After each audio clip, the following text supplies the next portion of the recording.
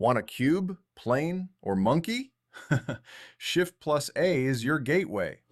Add objects with Shift plus A. Mesh, cube, UV sphere, cylinder, cone, torus, and Suzanne the monkey.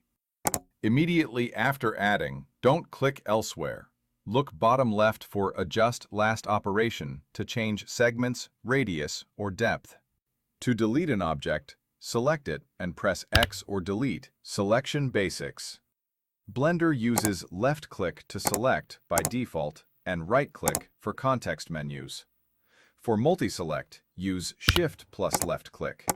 For box select, use B.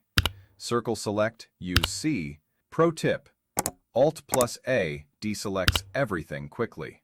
Next, Will Master transforms. Move, rotate, and scale so you can position anything precisely.